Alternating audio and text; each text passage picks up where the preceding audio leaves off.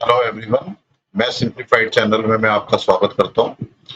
आज इस वीडियो में हम ये 3 प्रॉब्लम को सॉल्व करेंगे, जिसमें जो पहली प्रॉब्लम है वो हमारी प्रॉब्लम है एक ट्रेन से संबंधित ये प्रश्न है, जिसमें कि आप देख सकते हैं कि ये ट्रेन जो है वो 100 मीटर लंबी है और 30 किलोमीटर पर आवर की स्पीड से जा रही है।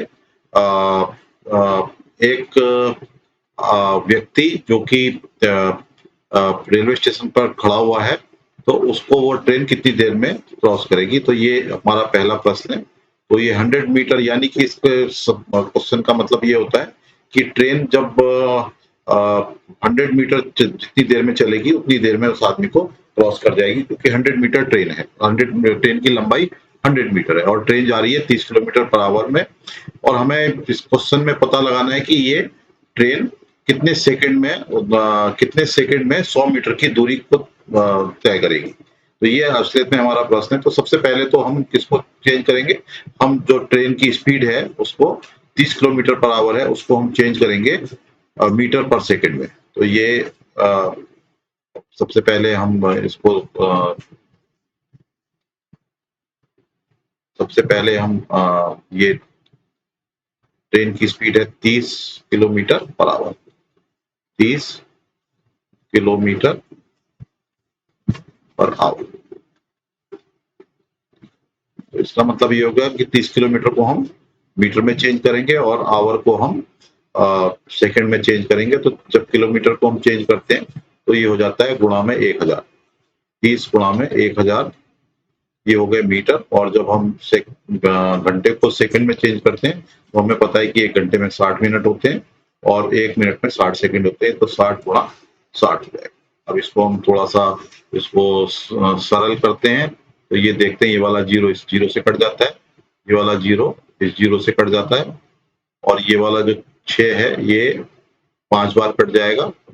ये 30 से 5 बार कट जाएगा और ये 2 से कट जाएगा। 2 तिया 6 और 2 पंजे 10। तो यानी कि 2 पंजे 10, यानी कि इसकी स्पीड जो हमारी आती है वो आती है 25। ऊपर बढ़ता है 25 और नीचे बचता है 25/3 सेकेंड।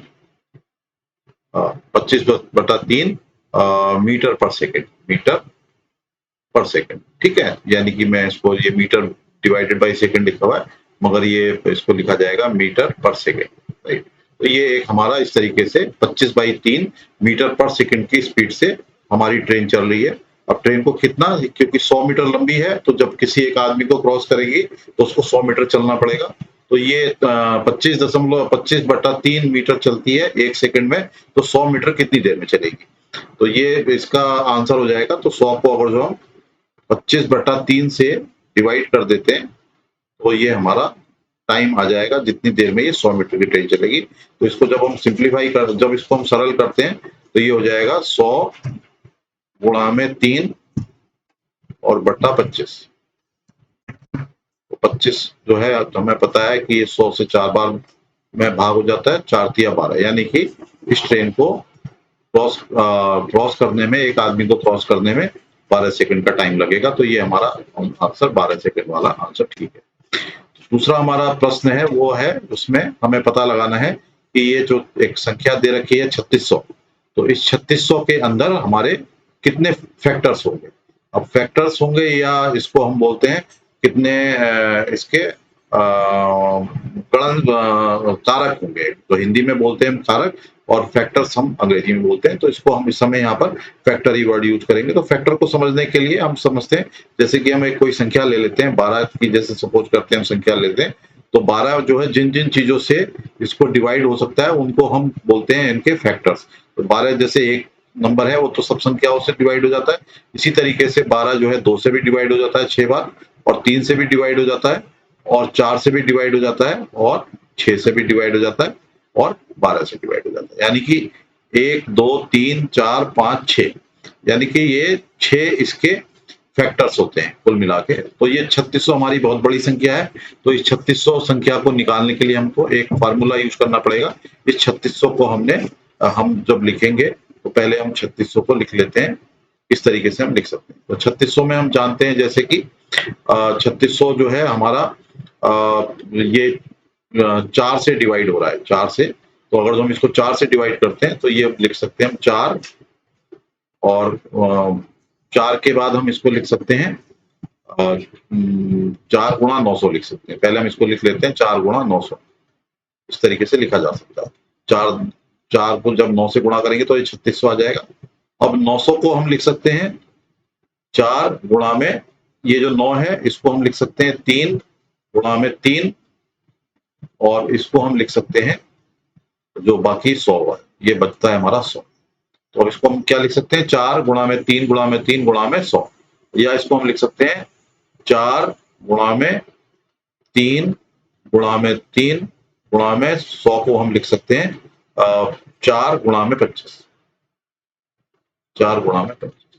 ठीक है, अब इसको ये जो संख्या है इसको मैं इधर की तरफ लिख रहा हूं, तो ये अब हमारे पास एक 4 आ गया है और दूसरा 4 ये आ गया है। ठीक है, और ये हमारे पास 3 दो बार है, क्योंकि 4 हमारी एक 4 के हम गुणन 4 को हम 2 गुणा 2 लिख सकते हैं, तो यहाँ पर हम इस 4 को 2 गुणा में 2 लिखेंगे और इस 4 को 2 गुणा में 2 लिखेंगे, तो यानी कि 2 हमारा 4 बार आ जाएगा।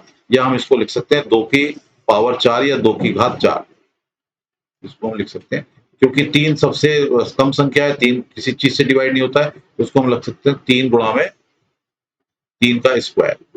सिमिलरली 25 को हम लिख सकते हैं 5 गुणा में 5 या 5 का स्क्वायर लिख सकते हैं। यानी कि हम इस संख्या को लिख सकते हैं 2 की घात 4, 3 की घात 2 और 5 की घात 2। और इसके गुणनफल लिखने का तरीका ये होता है, जो इनकी जितनी भी घातें होती हैं तो उनको हम इस तरीके से मल्टीप्लाई कर देते हैं। जैसे ये 4 है तो ये इसका जो नंबर फैक्टर्स हो जाएंगे 4 गुणा में 1, और इस तरीके से ये 2 घात में 2 है तो ये हो जाएगा 2 गुणा में 1, और तीसरा हो जाएगा 2 गुणा में 1, यानी कि ये हो गया 4 और 1 5 गुणा में 3 गुणा में 3, तो यानी कि 5 गुणा में 3 गुणा में 3, तो ये हमारे पास इसके जो है टोटल 45, ये तीनों को जब मल्टीप्लाई करते हैं तो ये हमारे पास संख्या आती है 45, तो इसका नंबर है 45। तो इसमें हमें एक कौन सा फार्मूला याद रखना है, कोई भी जो बड़ी संख्या आती है उसको हमें इस तरीके से लिखना है कि हम 2 3 5 7 इस तरीके से कितने उसकी पावर में लिख सकते हैं, और जो भी उसकी पावर होती है उस पावर का फार्मूले में 1 जोड़ के सबको मल्टीप्लाई कर देते हैं। अगर जो हम इस वाले फार्मूले में इसको हम चेक करें, जैसे हमने देखा था इसके 1 2 3 4 5 6, इसके 6 फैक्टर्स आए थे। अब इस फार्मूले को हम चेक करते हैं तो 12 को हम लिख सकते हैं, 12 को लिख सकते हैं 4 गुणा में 3, 4 गुणा में 3, यानी कि इसको हम लिख सकते हैं 2 गुणा 2 की पावर 2 गुणा 3 की पावर 1। तो यहाँ पर ये इसके टोटल गुणन कितने हो जाएंगे 2 प्लस 1 और गुणा में 1 प्लस 1, क्योंकि 3 की 1 ही पावर है, तो 1 प्लस 1, तो ये हो गया 3 और ये हो गया 2, तो 3 गुणा 2 में 6 होता है, और यहाँ पे हमने इसको देखा था कि इसके 6 गुणनफल आते हैं, तो इसका मतलब ये हमारा फार्मूला कहीं किसी भी संख्या के लिए हमेशा सही आएगा। तो इस तरीके से हम निकाल सकते हैं। तो ये आप इस प्रश्न को देख के आप समझ गए होंगे कि हम किसी बड़ी संख्या के किस तरीके से हम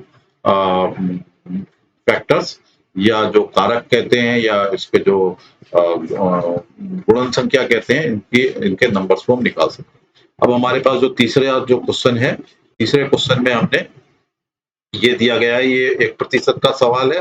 प्रतिशत के सवाल में हमें दिया गया है कि एक सिलेंडर का जो रेडियस या त्रिज्या को 150% जब बढ़ाया जाता है तो ये और इसकी ऊंचाई को 20% कम कर दिया जाता है, तो हमारा उसका वॉल्यूम कितना चेंज हो जाएगा। तो हम जानते हैं किसी भी जो सिलेंडर का वॉल्यूम होता है, अगर जो इसका वॉल्यूम को हम लिख सकते हैं पाई आर स्क्वायर इंटू एच। यहाँ पे आर जो है इसकी रेडियस है और एच हमारा इसकी ऊंचाई है या हाइट है। तो अब ये इसका वॉल्यूम जिसकी रेडियस आर है या त्रिज्या आर है, तो इसका volume pi square R into H होगा।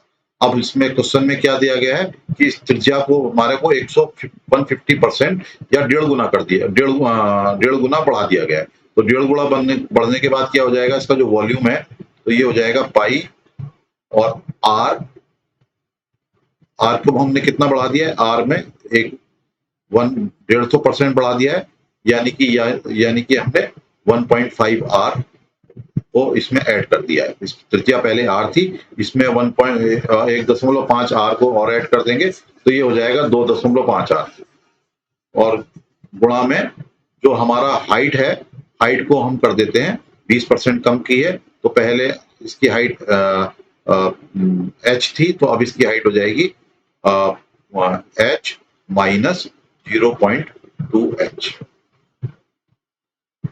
अब इसको हम इस वाले को जब हम सरल करते हैं, सरल करेंगे तो ये आ जाएगा पाई गुणा में 1.5 r, सॉरी ये 1.5 नहीं आएगा, ये 2.5 आएगा, 2.5। इसको एक बार मैं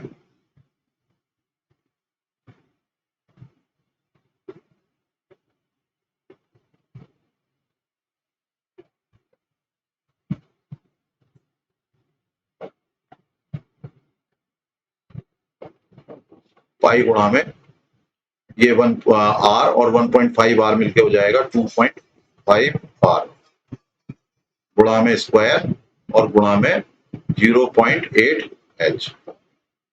इसको हम लिख सकते हैं 2.5 r स्क्वायर, तो जब 2.5 का जब हम स्क्वायर करेंगे तो ये आ जाएगा पाई और r जो है r स्क्वायर यहाँ पर हम लिख देते हैं और इस h को हम यहाँ पर लिख देते हैं और गुणा में 2.5 का स्क्वायर गुणा में 0.8। तो 2.5 का स्क्वायर हमें सबको पता है कि ये होता है, इसको यहाँ पर लिख लेते हैं तो ये हो जाएगा पाई r स्क्वायर h और 2.5 का स्क्वायर है तो ये होगा इसको जब आप करेंगे तो ये हो जाएगा 6.25 2.5 का वर्ग कर 6.25 होता है और इसकी जो हाइट है वो 0.8 होती है। तो जब 0.8 और इसको जब हम मल्टीप्लाई करते हैं तो ये इसकी वैल्यू आ जाती है पाई r स्क्वायर h गुणा में 8 पंजे 40, 8 दूनी 16 और 4 20, 8 छंग 48 और 2 50। 50 हो गया, ये 3 जीरो हो गए यहाँ पर 0.3 के बाद लगेगा तो यानी कि इसका जो वॉल्यूम हो जाएगा ये 5000 है तो ये 5 पाई स्क्वायर r h हो जाएगा। यानी कि पहले वॉल्यूम कितना था, पाई स्क्वायर r h था और इसका वॉल्यूम अब हो गया 5 पाई स्क्वायर h, तो यानी कि 5 गुना बढ़ गया है। तो इसको जब 5 गुना बढ़ गया है तो इसको जब हम परसेंटेज में देखते हैं तो इसका अर्थ आता है ये 500% बढ़ गया है या 500% बढ़ गया है। तो ये आज हमने 3 अलग-अलग तरह की समस्याएं प्रश्नों को सॉल्व किया है और मैं उम्मीद करता हूं कि ये आपको पसंद आए होंगे। तो अगर जो आपको ये पसंद आए तो इस वीडियो को लाइक करें और इस चैनल मैथ सिंप्लीफाइड को सब्सक्राइब करें। वीडियो देखने के लिए बहुत-बहुत धन्यवाद।